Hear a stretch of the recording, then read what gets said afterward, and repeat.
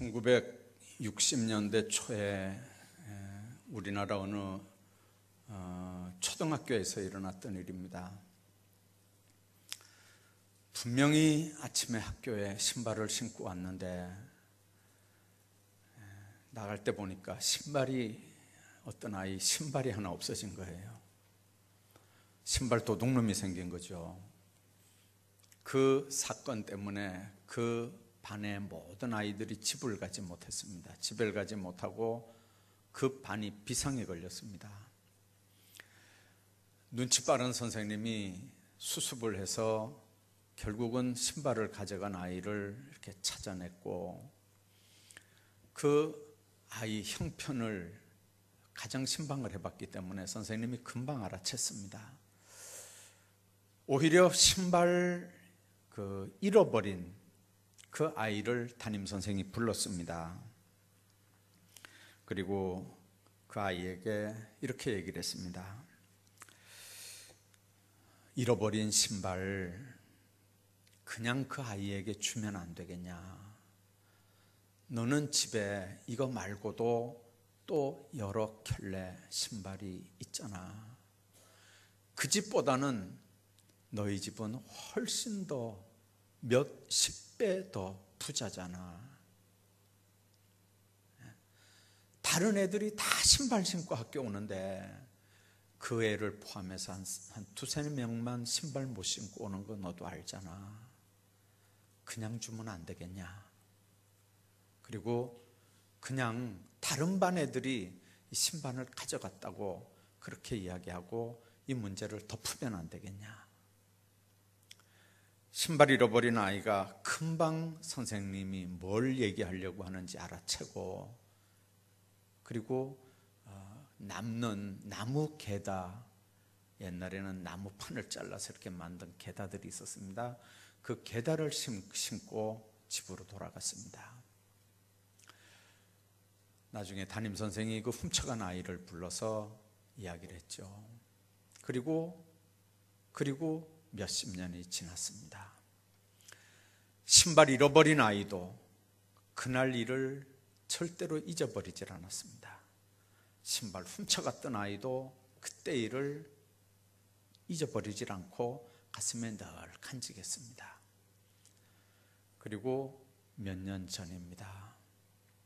그 두 사람이 만났답니다.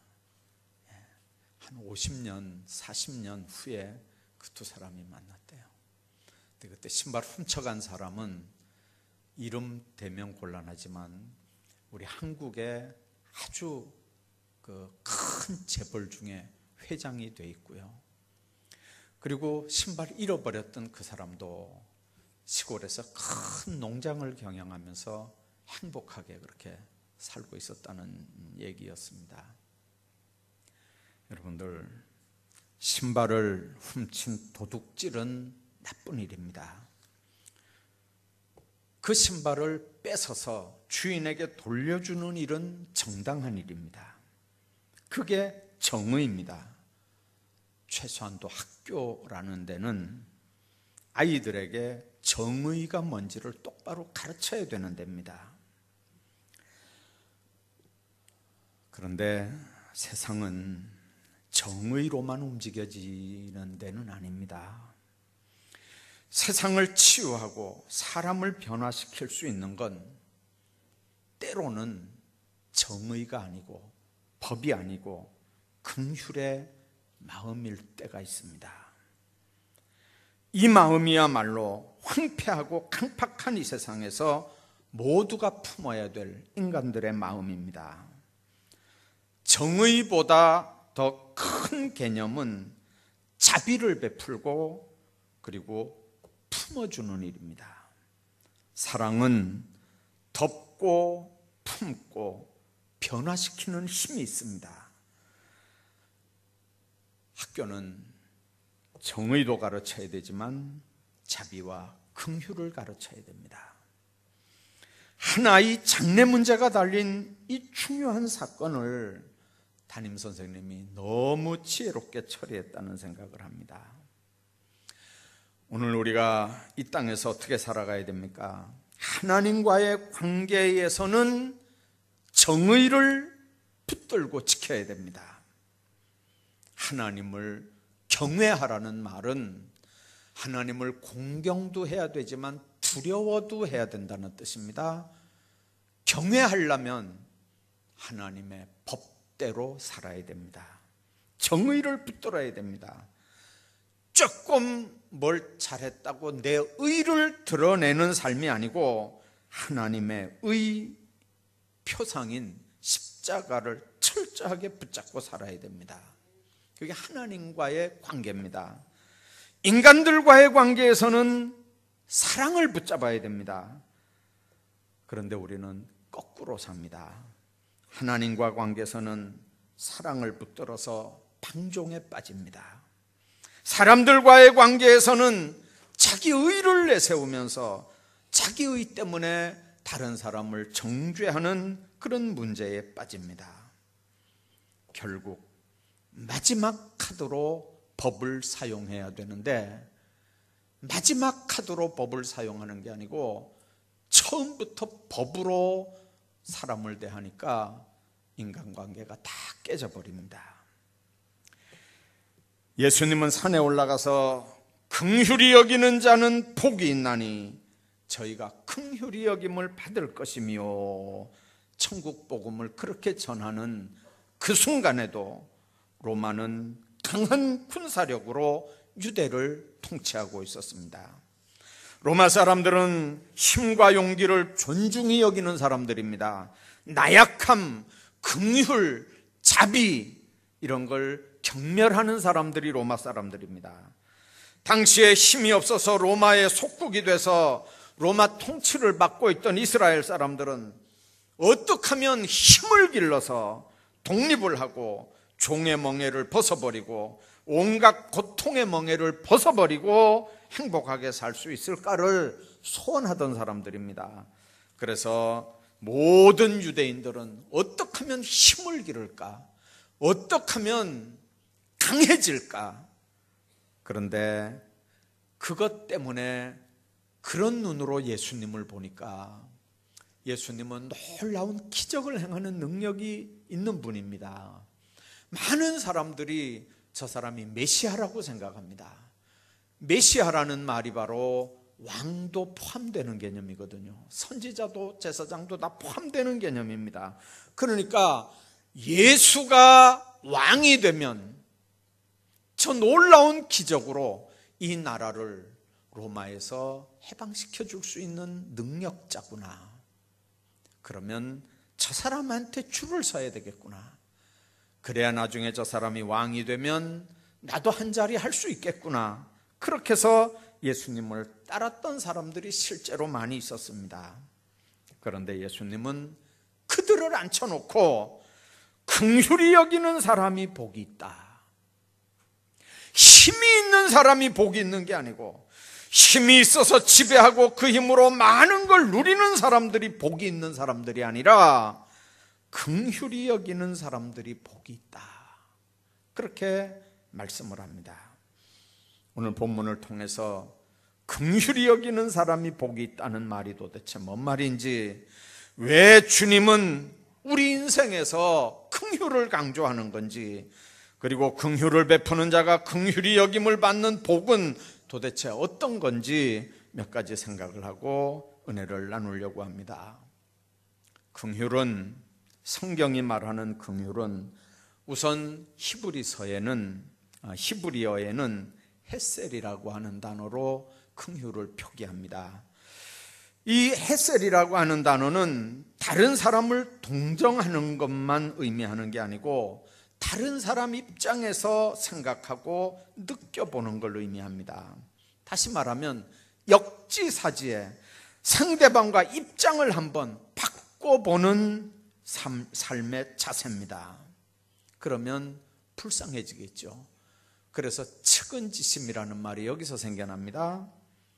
남편이 아내 입장에서, 아내가 남편 입장에서, 부모는 자식 입장에서, 자식이 부모 입장에서, 시어머니가 며느리 입장에서, 며느리는 시어머니 입장에서, 선생님은 학생 입장에서, 학생은 선생 입장에서, 고용주는 고용인들 입장에서, 고용인들은 고용주 입장에서 한번 생각해 보는 겁니다. 저 입장이 되면 어떻게 될까? 자녀 입장에서 부모 한번 생각해 보면 부모는 불쌍한 사람들이잖아요. 별 4개짜리 입장에서 쫄병들 보면 불쌍한 사람들이잖아요. 여러분들, 우리 생활 주변에서 생기고 있는 숱한 복잡한 문제들이 뭐 때문에 생깁니까? 그 사람 입장에서 생각하지 못해서 그런 거예요. 제 친구 중에 하나 성격이 참 별난 친구가 있었습니다.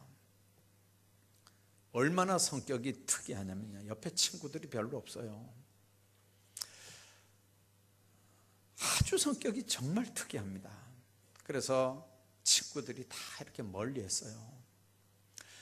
저도 기숙사에서 한 방을 쓰는 바람에 친구가 되긴 했는데, 이게 꼭 고슴도치 같아가지고 말로도 상처를 주고 행동으로도 상처를 주고 눈초리로도 상처를 주고, 하여튼간 좌불안석이에요, 그 사람하고 있으면.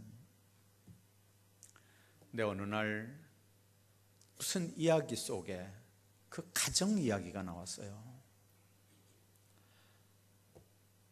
자기 아버지가 얼마나 성격이 특이한 사람인지, 자기가 신학교 와서 목사가 될 때까지 자기 엄마가 5명이었다는 거예요.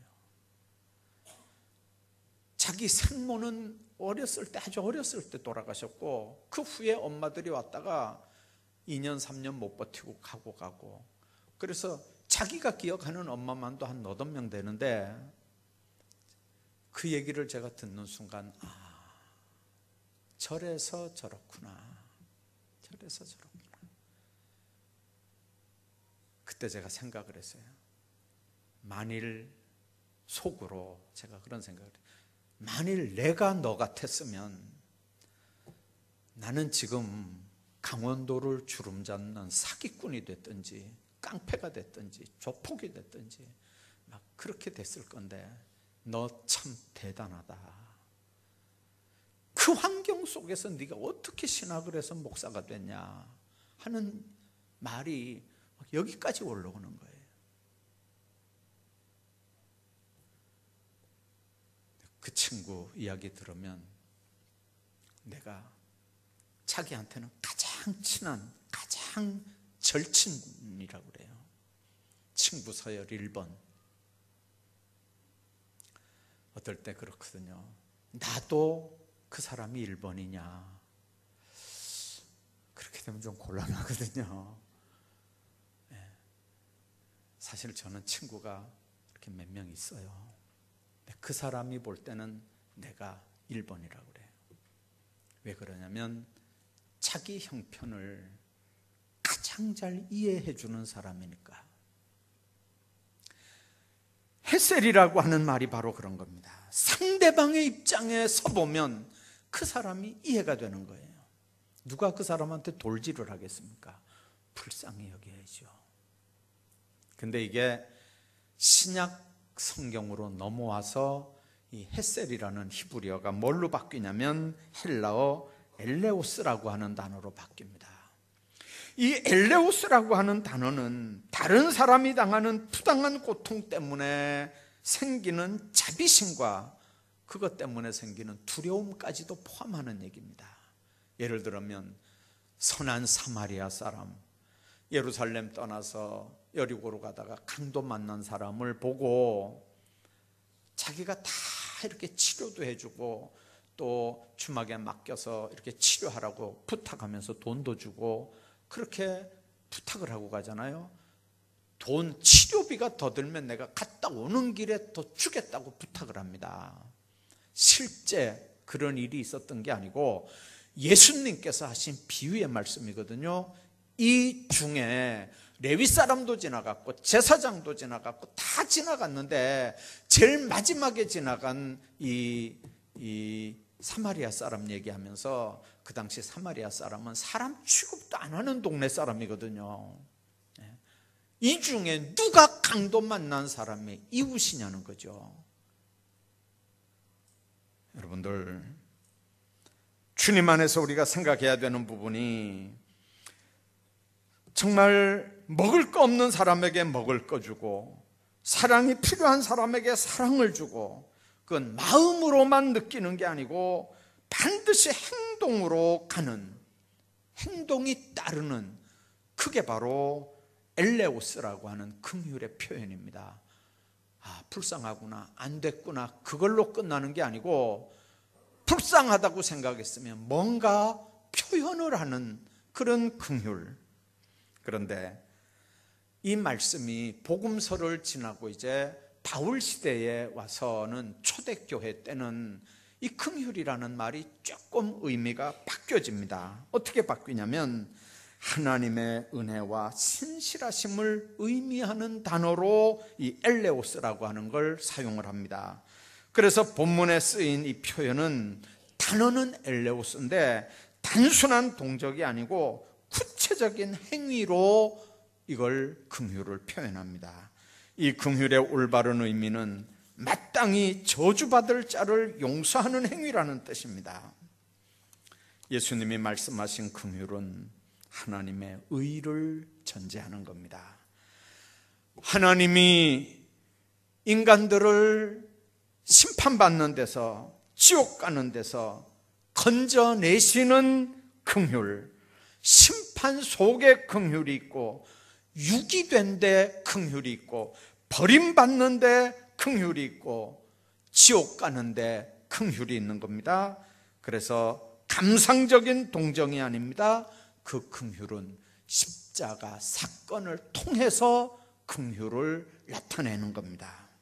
그러니까 구약시대는 참 안 됐다, 불쌍하다, 신약시대는 조금 더 선한 걸 이렇게 나눠주고 도와주고 이렇게 베풀어주는 거, 그 다음에 초대교회 예수님 사건 이후에 긍휼의 개념은 십자가 사건으로 이게 정리가 되는 겁니다. 여러분들, 긍휼을 받은 사람은, 우리가 긍휼히 여김을 받는 사람이 복이 있고 긍휼히 여기는 자가 복이 있는데, 긍휼히 여기는 자는 긍휼히 여김을 받을 복을 지금 얘기하는 거거든요. 긍휼을 받은 사람은 긍휼히 여길 것이라는 겁니다. 십자가 구속 행동이 있는 사랑을 결국은 긍휼이라고 하는데, 문제는 이 긍휼을 받은 사람들이 어떻게 살아야 가야 되느냐 하는 겁니다. 바울은 그런 고백을 했습니다. 나의 나된 것은 하나님의 은혜다. 나라고 하는 건 바울 입장에서 볼 때는 긍휼의 산물입니다.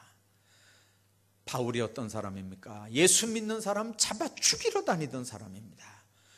다메섹 도상에서 예수님이 만나 주셨습니다.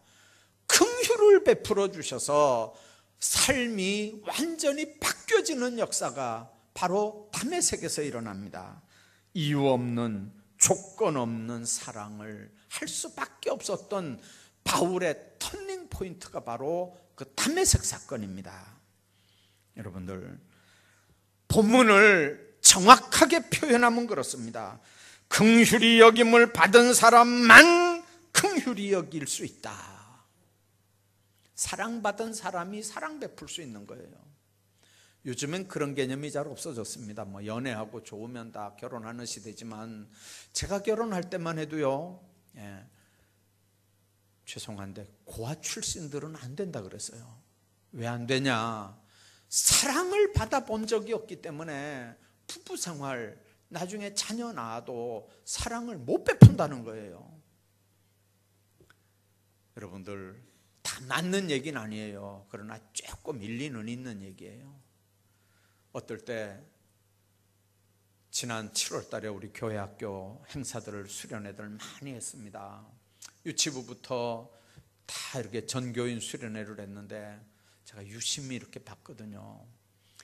어릴 때 주일학교 다니면서 자기들이 여름 성경학교 할 때 감자 삶아다 주는 거 먹어보고, 옥수수 삶아다 주는 거 먹어보고, 국수 삶아주는 거 먹어보고, 정말 그렇게 먹어보면서 그래서 교회의 중직자들이 된 사람은요, 교회 안에 여름 성경을 학교 수련회를 하고 뭐 이런 거 하면 자기가 받은 사랑이 기억이 나서 절대로 그냥 안 내보내요.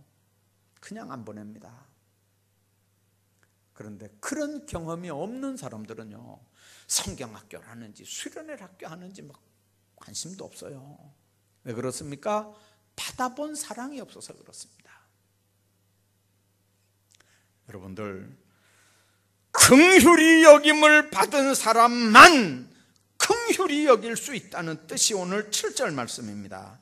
먼저 긍휼히 여김을 받아본 사람만 긍휼히 여길 수 있고, 용서받아본 사람만 다른 사람을 용서할 수 있다는 말. 실제 하나님 앞에 많은 긍휼을 받고 사는 사람들은요, 두 가지 삶의 모습들로 나타납니다. 하나는 자격 없는 자에게 주어지는 긍휼이라는 은혜입니다. 긍휼이라는 게 자격 없는 자에게 주어지는 은혜라고 하는 걸 압니다. 여러분들, 긍휼 받을 무슨 자격이 있습니까? 창세기 32장 10절에 보면 주께서 주의 종에게 베푸신 모든 은총과 모든 진리를 조금이라도 감당할 수 없사오나 내가 내 지팡이만 가지고 요단을 건넜더니 지금은 2때나 이루었나이다. 주께서 주의 종에게 베푸신 모든 은총과 라고 하는 이 은총이라는 단어가 바로 히브리어로 헤세드라고 하는 단어고요, 그게 바로 긍휼이라고 하는 단어로 번역이 되는 말입니다.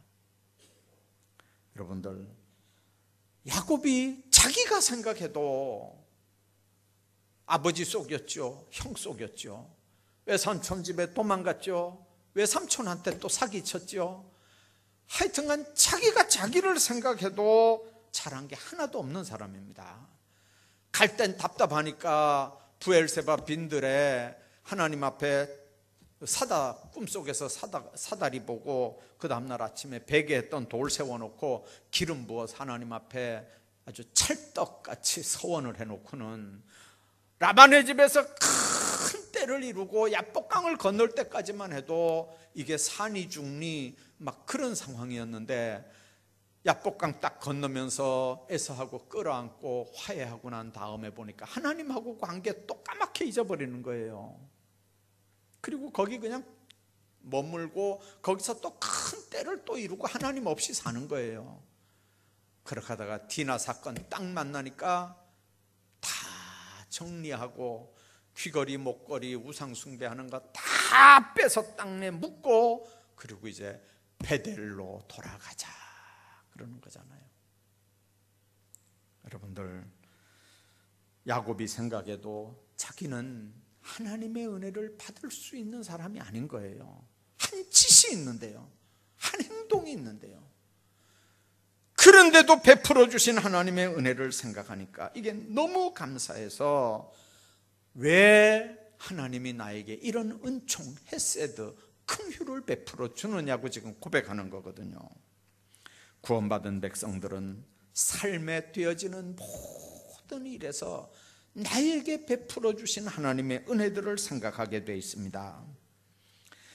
옛날 어른들은 부부간에 농담 삼아서 늙어가면서 불쌍해서 같이 살아준다 이렇게 얘기를 하죠.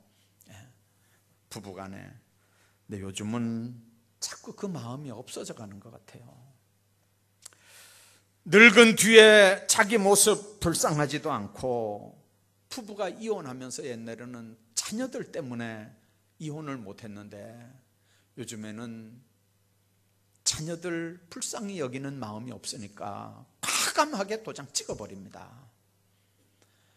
그 도장 찍음으로 아이들이 어떻게 될지, 아이들 미래가 어떻게 될지 전혀 생각도 안 하고 그냥 도장 콱 찍어버리거든요. 여러분들, 늙은 부모에 대해서도 은혜를 알고 감사하는 대신에 불쌍히 여기는 마음이라도 있으면 긍휼히 여길 텐데 그런 마음도 없습니다. 내가 사랑해 주지 않으면 누가 사랑해 주겠느냐고 하는 마음이 있을 때 부부간에도 부모 자식 간에도 모든 인간관계가 하나님 앞에 아름답게 되는 겁니다. 우리가 이 땅을 살아가면서 어떻게 살아야 합니까? 우리는 긍휼을 입고 사는 사람들입니다. 이유 없는 사랑을 하면서 살아야 됩니다. 이유 없이 베풀어야 됩니다. 이유 없이 용서해야 됩니다.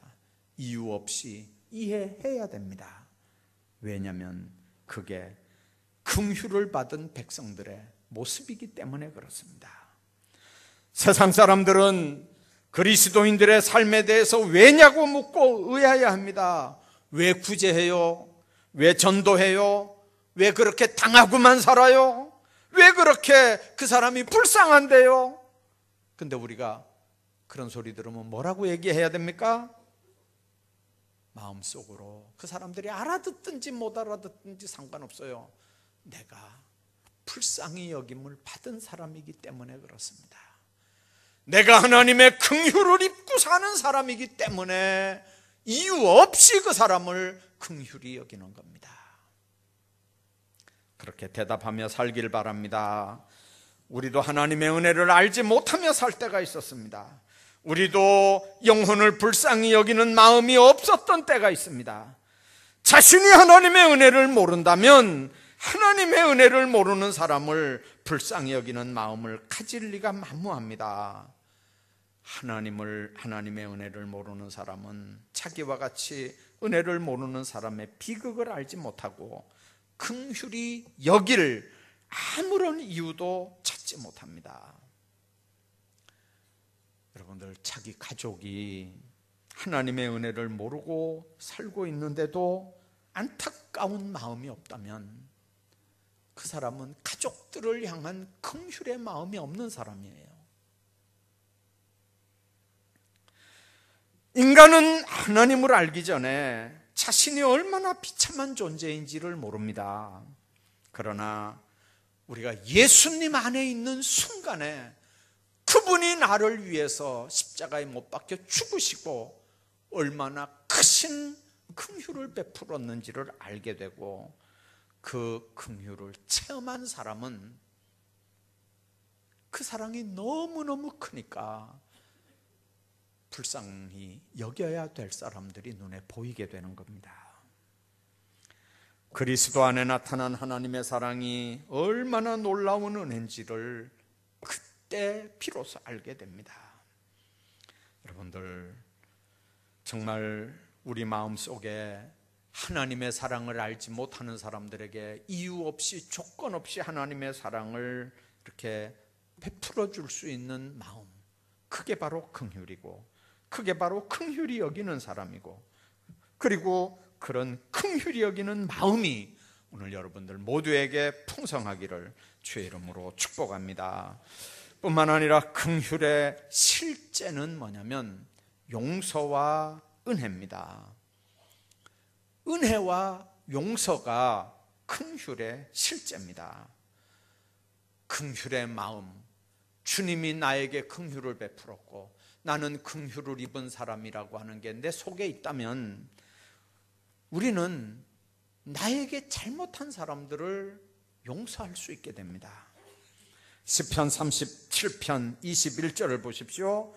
악인은 꾸지 꾸고 갚지 아니하나 의인은 은혜를 베풀고 주는도다, 그렇게 얘기합니다.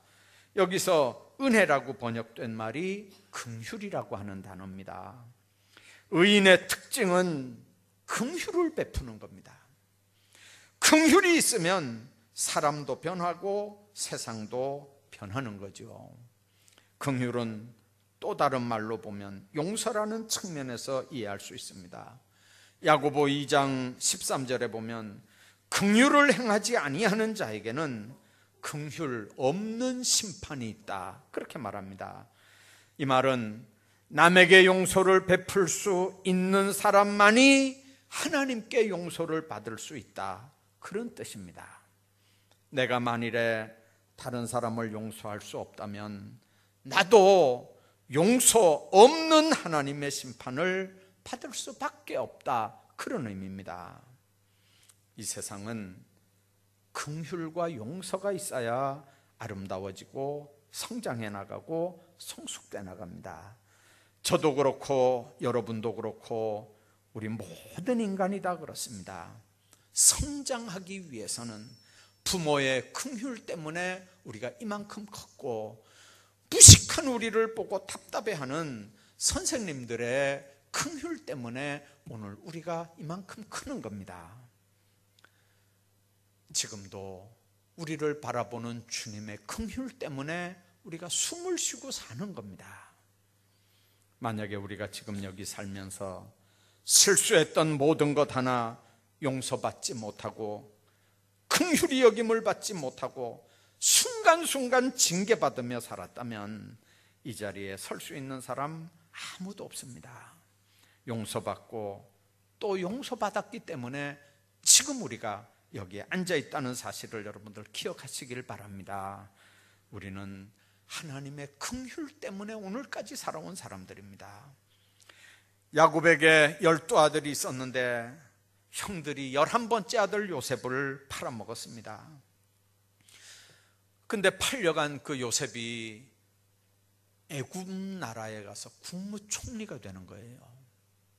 그리고 그 지역 전체가 다 흉년이 들어서 양식이 없어서 양식을 사러 애굽에 갔을 때 자기를 팔아먹은 형들이 그 앞에 와서 절을 하는 모습을 이 요셉이 봅니다. 나중에 아버지까지 데려와서 이렇게 같이 살게 되고, 나중에 아버지 눈을 감겨드리는데, 여러분들 그때 얼마든지 요셉은 한마디만 하면 자기 형들 10명을 순식간에 다 죽일 수 있는 상황입니다. 자기한테 한 일이 있잖아요. 자기한테 한 짓들이 있잖아요. 그러면 요셉은 말 필요 없습니다. 눈짓만 한번 하면 총리인데요, 그 밑에 사람들이 알아서 형 10명은 그냥 알아서 다 어떻게 해도 전혀 문제가 될 것도 없습니다. 그런데 요셉이 그 형들을 살립니다. 그리고 여러분들 나중에 그 12형제가 이스라엘의 12지파가 되고 오늘 이스라엘 나라가 되는 겁니다. 10명을 죽여봐요. 그러면 요셉이 대장이고 베냐민 자기 동생하고 2지파 가지고 이스라엘이 지금까지 존재했겠습니까? 10명을 죽이고 2지파가 오늘날 이스라엘을 만들었겠냐고요. 우리는 하나님의 긍휼을 받는 존재들이기 때문에 하나님의 축복과 은혜로 살아가는 존재들입니다. 하나님의 축복과 은혜를 바라기 때문에 오늘도 성전에 나와서 하나님의 은총을 구하는 겁니다.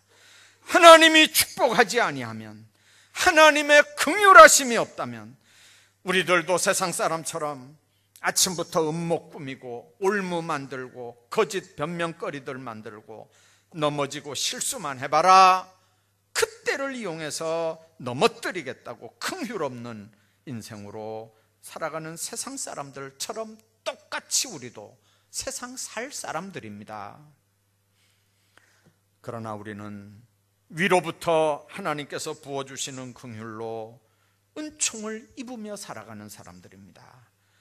아무것도 아닌데 우리는 지옥 갈 수밖에 없는 사람들인데, 저주 아래 살 수밖에 없는 사람들인데, 그럼에도 불구하고 조건도 이유도 무슨 공로도 아무것도 없이 그냥 하나님이 천에 하나 만에 하나 뽑으면서 우리를 뽑아 하나님 자녀 삼고 그 저주에서 우리를 건져내 주신 겁니다.